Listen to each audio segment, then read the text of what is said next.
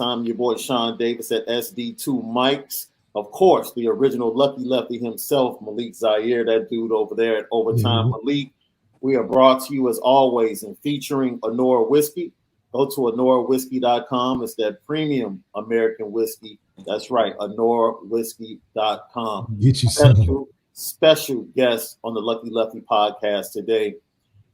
First of all, you know, it's good for me, bro, because you always put me in the middle of Ohio dudes. It's always you and another Ohio dude, and I'm sandwiched in the middle.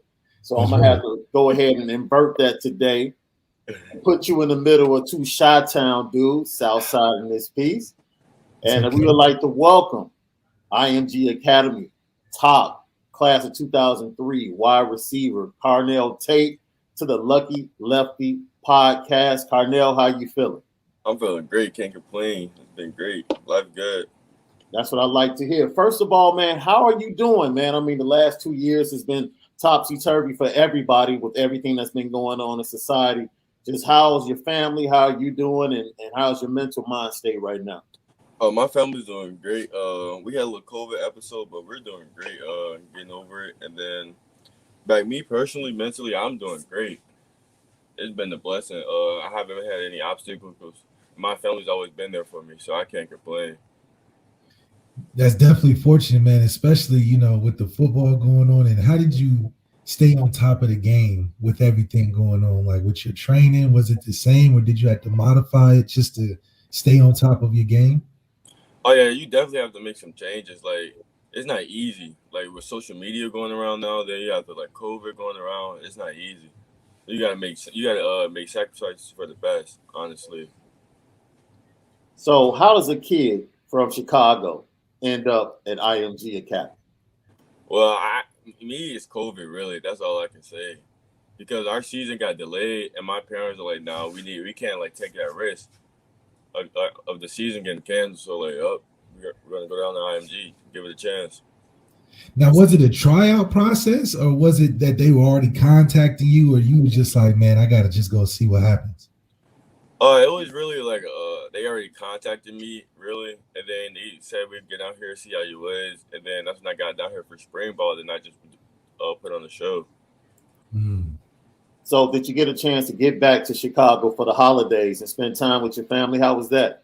Oh yeah, I was able to get back up to Chicago. I was even able to see some of my guys play at my old school, so I was there to show my support and my love. So talk about the success of your old school. They had a really good season last year in the state of Illinois. Talk about that relationship you still have with the coaching staff and your teammates. I still talk to the coaching staff a lot. It's all love. They know, they understand what I had to do for me, because at the end of the day, everyone does what's best for them. So yeah, they understand what had to happen. But then I always go up there and show them love. Like that's my second home. That's my first home. So I'll never turn my back on those guys. They were there when they first started, and then they had a great season. They lost in like the semis as we lost them when I was there my freshman year. So they're looking to improve and get to the state next year.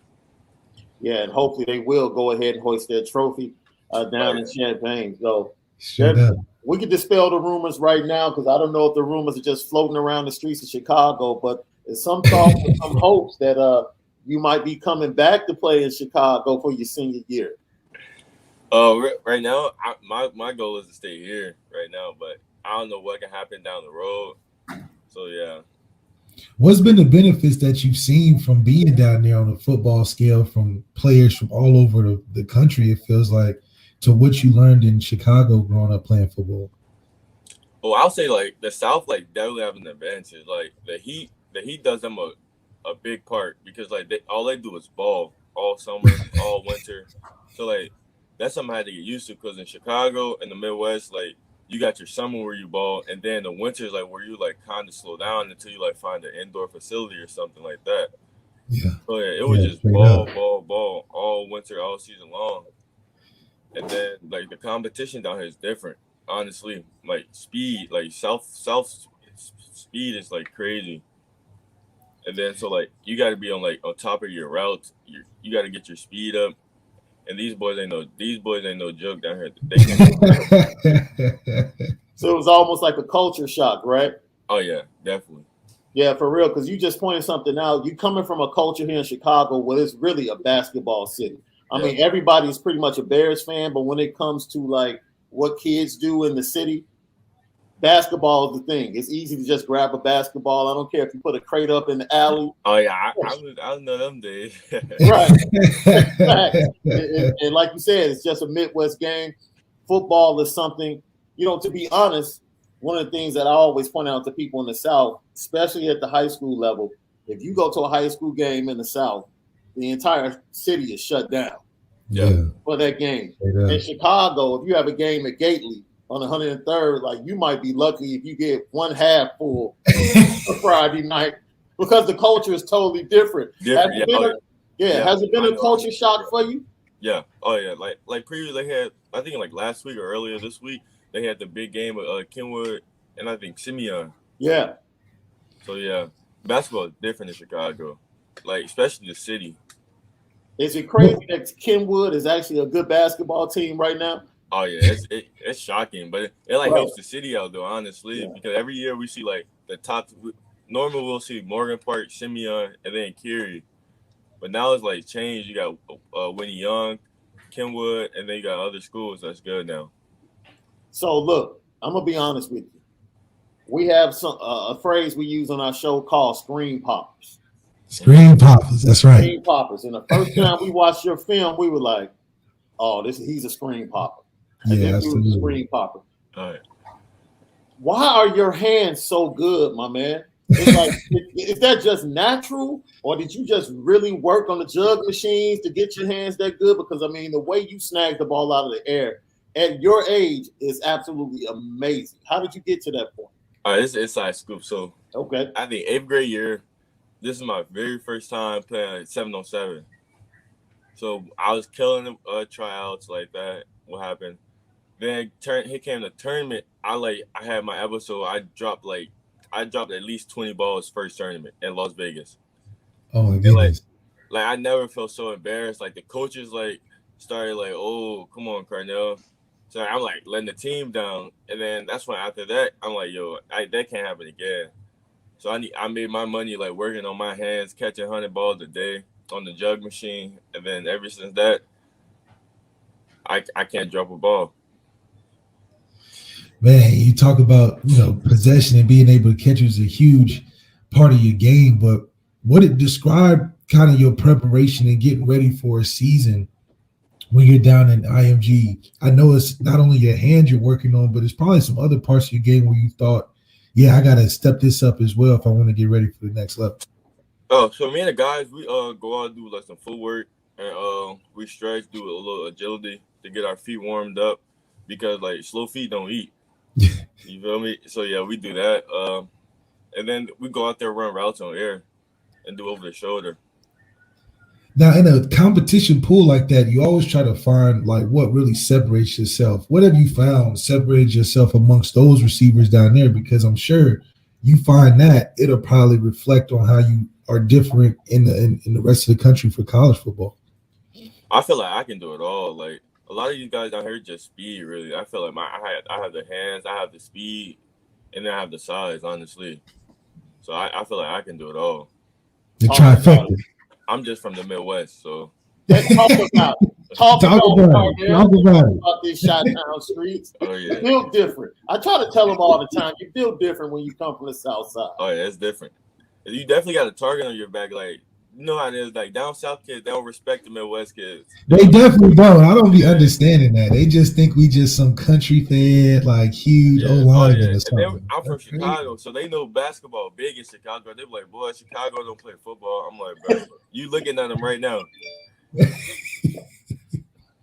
So just talk about the culture and some of the guys that you grew up with that are in the Chicago area right now that are being given offers by D1 prospects. Do you see Chicago changing?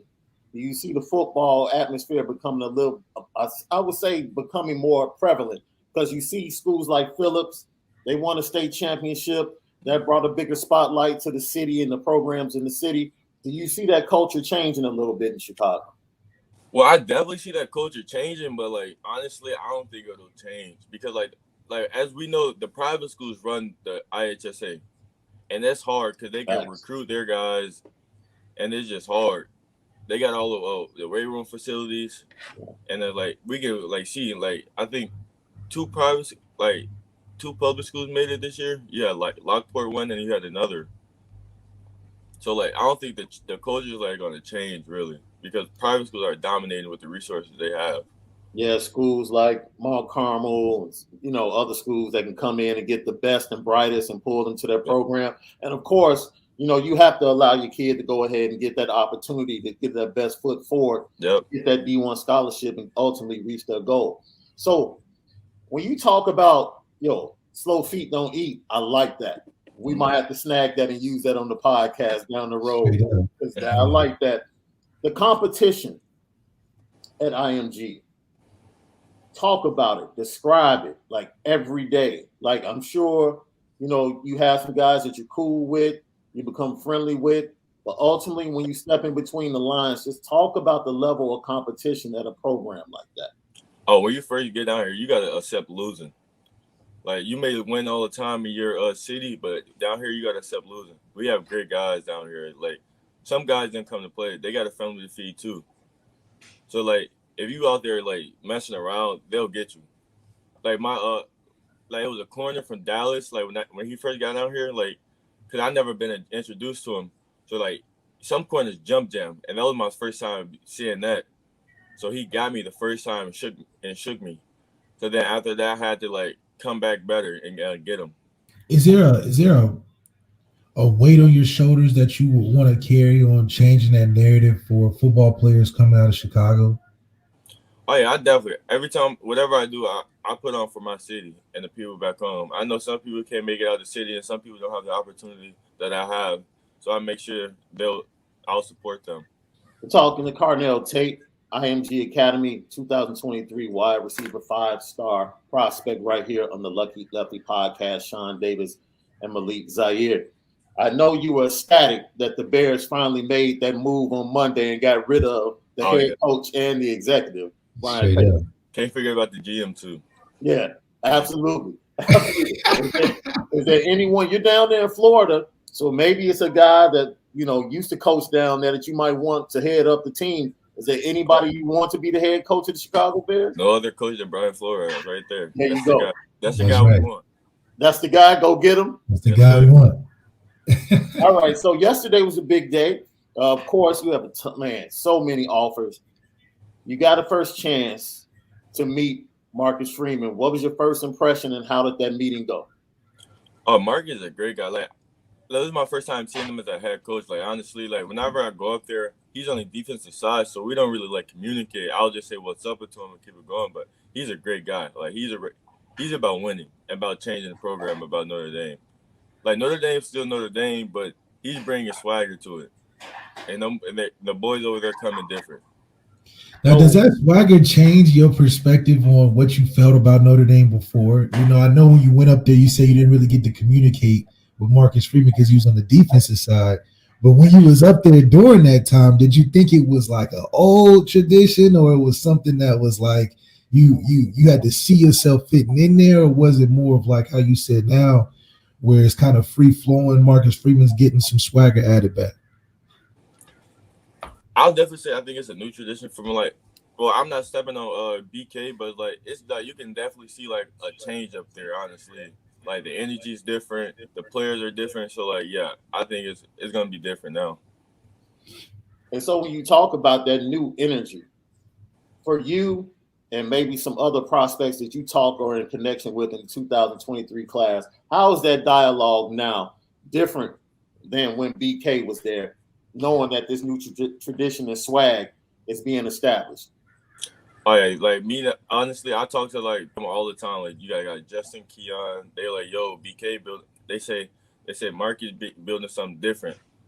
They're like, what BK didn't do it. Like BK like couldn't get over the hump, but they're like Marcus gonna get us over the hump.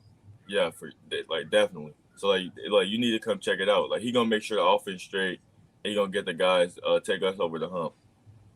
So I'm interested, like from a Chicago standpoint, Notre Dame used to ring out loud in the Chicago area.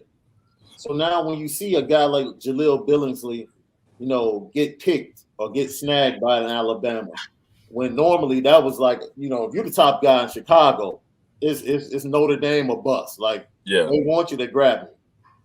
Do you think Notre Dame is trying to reestablish that fence around the Chicagoland area and grab the best guys and bring them down to South Bend? Do you get that feeling now? Yeah, I get that feeling now, definitely. They want all the top guys in Chicago to go right up the street. It's only an hour and 30 minutes away from the Chicago. So, yeah, they want all the guys over there. So we talked about your hands. You talked about your feet. What makes Carnell Tate so special? I'm just a smooth route runner, honestly. Yeah. I'm just smooth. I'm out here not doing all that too much. I'm doing what's get the job done. Like Devontae Adams say, like, I ain't doing all the drills, the fancy footwork drills and stuff like that. I'm doing stuff that actually translates to the field.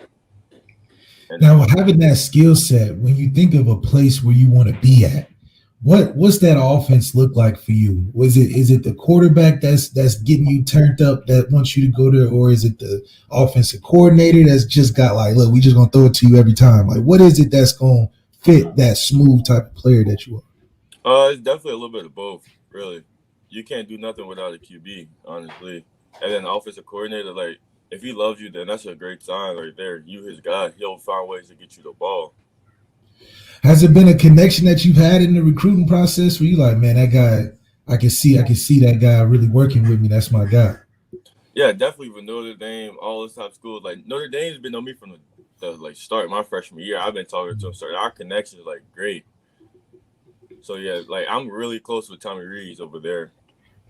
But does that translate to the quarterbacks? Do you get a chance to holler at a Tyler Buckner or a Drew Pine, or is it just more like when you see him up there, it's like, oh, what's up? Whatever. It definitely translated to QB. I was talking to Drew Pine. We hung out a couple of times. That's my guy. Like, we don't always talk about football. Like, he's my guy.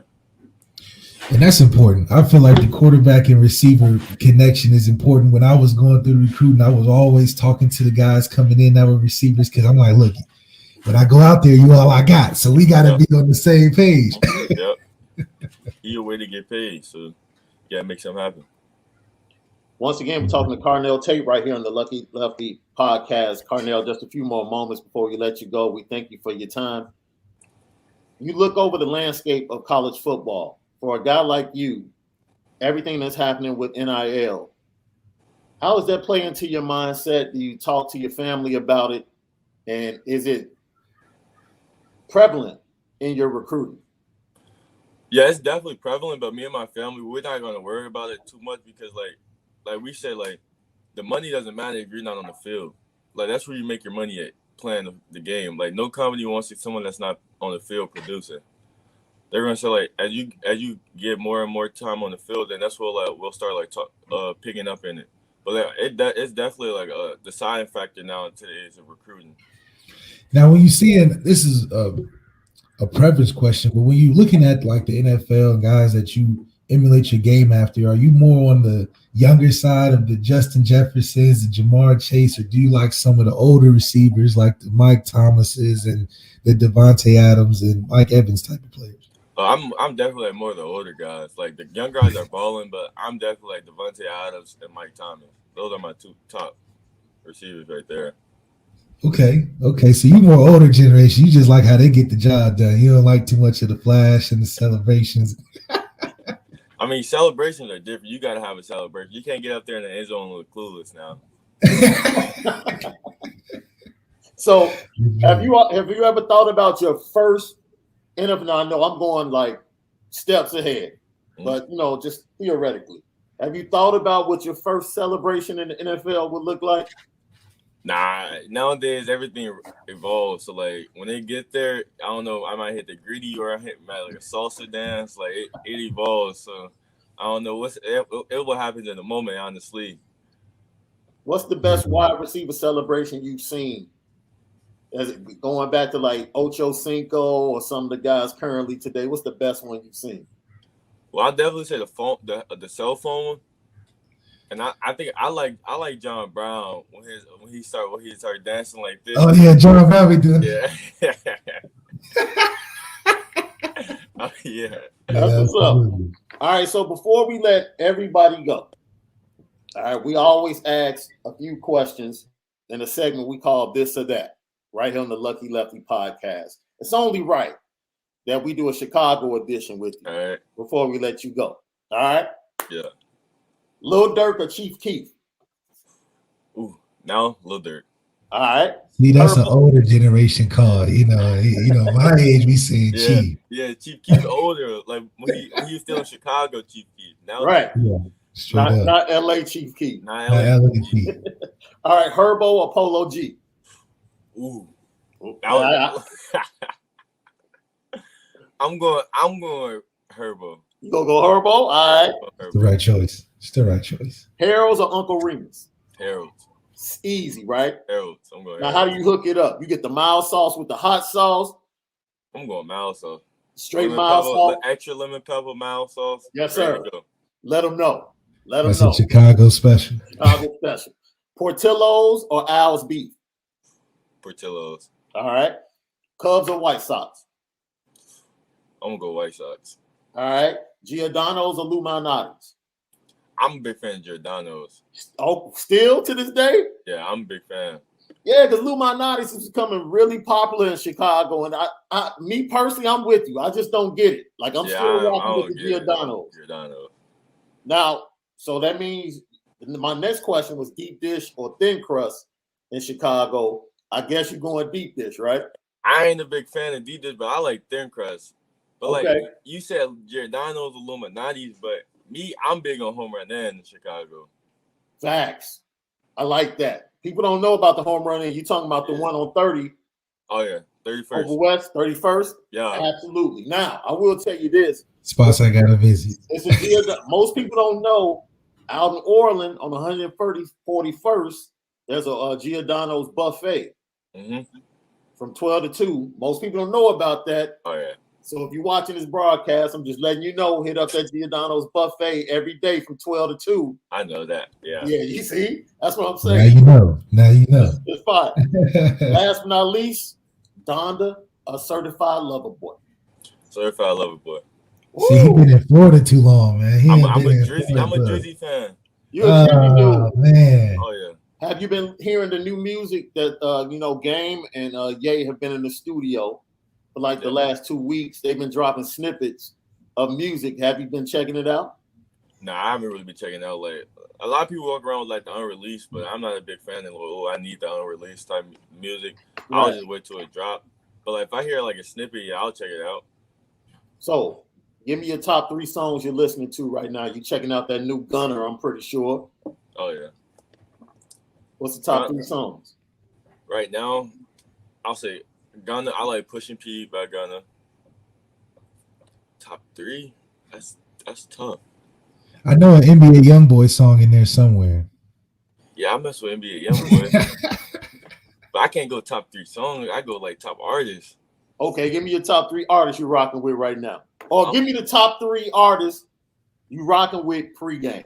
You trying to get fired up, ready for a game. Give me the top 3 artists you want to. Well, you have to make it better. It's you got to get 100 yards. You try to get 3 or 4 touchdowns. Who you listening to get you right for that? I'm going Drake, YoungBoy. I'll say Future. That's like a smooth chaos. You got your R&B Drake, then you got your YoungBoy hard, and then you got your Future. I like it. Oh yeah. Hey, he's the smooth operator. That's what he said. Carnell Tate, that's the way he described this game. He tapped into the Lucky Lefty podcast. Carnell, we appreciate you, man. Have a blessed off season. Stay healthy. Rep the Shy and come out and do your thing and wrap things up and go on to your collegiate career. Oh yeah, thank you guys for having me. It's been great. Absolutely, man. For my boy Malik Zaire, Carnell Tate, I'm Shaun Davis. As always, subscribe, share, like, hit that like button. Go to the YouTube channel. We thank LL Nation for tapping in. We appreciate you guys, and we'll see you next time on the Lucky Lefty podcast.